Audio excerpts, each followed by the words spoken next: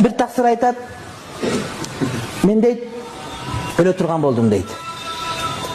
Öle turgan болгондо кандай болдум дейт. Түркияга барып көп акча көрүп операция кылдым, башка кылдым дейт. Туган ургун барды көчөгө чыкты дейт. Бирок коштошуп калып кетти. Бир гана аялы менен барды дейт. Мен өлүп калышым мүмкүн, аялым ошону ойлобой кетти менен дейт. Ошол жерде мен 40 күн жаттым, 40 күн уктабаганын билбейм, ушу мени карап буту колум массаж кылып жатты дейт. Мен жата берип кан уюп кеткен жерде массаж кылып жүрүп отуруп, уюган канды кетирди дейт. Анан дейт, кийин келсем балам Баткенде иштейт дейт. Анан балам мени көргөн Баткенден келди дейт. Келип кандайсызда учурашып, анан түштө досуна гана кетти, кечинде аш жегени бия каражууга кетти. Анан 2 күндөн анан кийин кайра кете турган болду. Кетем деди. Анан эмне келдиң десем, сени көргөнү келдим элем деп атам айтат дейт, мен айтат дейт.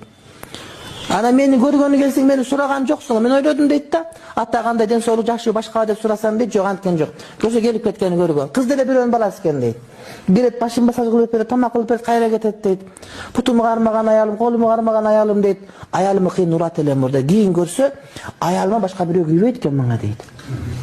Урматтап калдым дейт. Мен айттым, ушуну жаз сен дедим. Азыр көп адамдар аялдарды урматтабайт, сыйлабайт.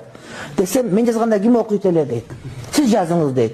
Эмне кыласыз демем, сиз жазсаңыз дейт, туура ката окуй берет баары бир адамда. Астагфирулла, астагфирулла. Кантип айтпа. Бирок мен айтам ушул элге дедим.